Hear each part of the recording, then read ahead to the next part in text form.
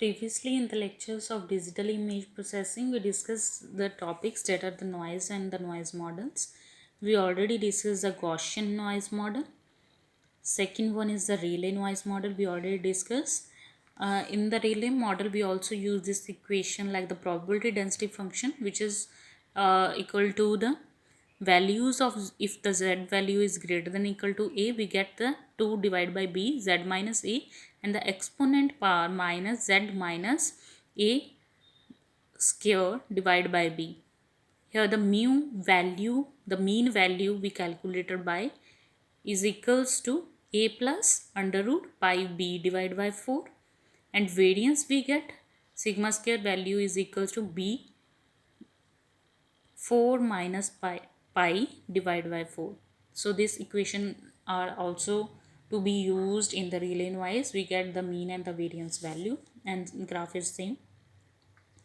Now the Rayleigh density function can be used to approximate the skewed histogram. And third, we are going to discuss the gamma noise. For the gamma noise, we use a probability density function, that is pz is equals to, if the z value is greater than equal to 0, if on the x-axis we have the z values, if these values are greater than equal to 0, then we get the values of the probability density function, which are represented by a power b z power b minus 1 divided by b minus 1 modulus e power minus az for z greater than equal to 0. Clear? So in case of z is less than 0, we get the 0 value. For all a is greater than 0 and b belongs to I plus. So we get the this graph representation for these values. If the z value is greater than 0, then we have the values like this. We get some constant, or we get some probability density function whose value is represented by k, which is represented by the gamma noise. Otherwise it will be 0. So the graph look like this. We get the mean value from this by mu is equal to b divided by a, and the variance value can be calculated by sigma square is equals to b divided by a square.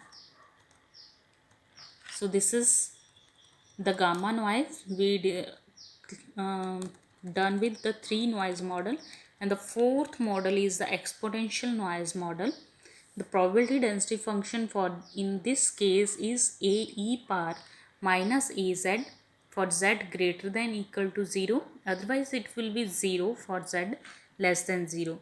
If the value of z increases on the x-axis, we get the exponential values by multiplying the value of a with the exponent value, that is the power of minus az.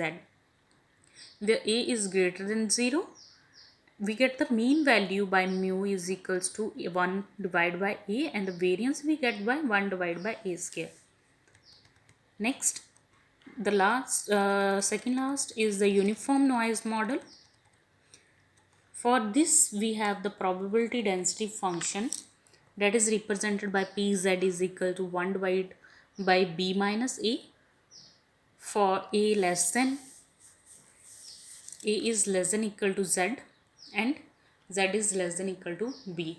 Otherwise it will be 0. The mean and the variance for this is mu is equal to a plus b divided by 2, and sigma square variance we get b minus a square divided by 12.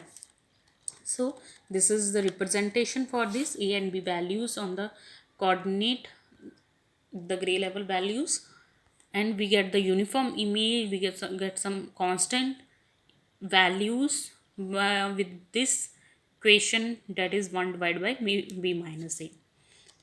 So the last one is the impulsive noise, which is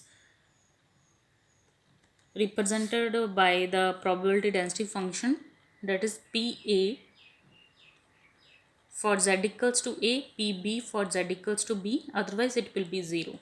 So these are represented by, for the a constant value we represent the probability density function pa, For the B, we get the PV. So with the different values, if either the PA is equal to 0 or PV equal to 0, we get the unipolar impulsive noise.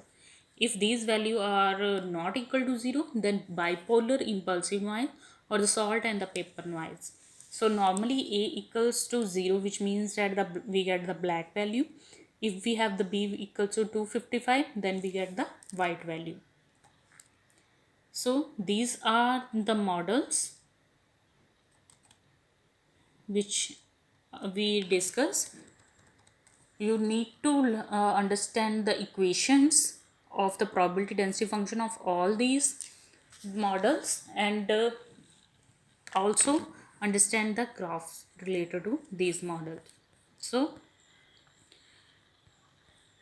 in the paper you have the direct question: what is noise, what are the various noise models which are to be used in the process of restoration.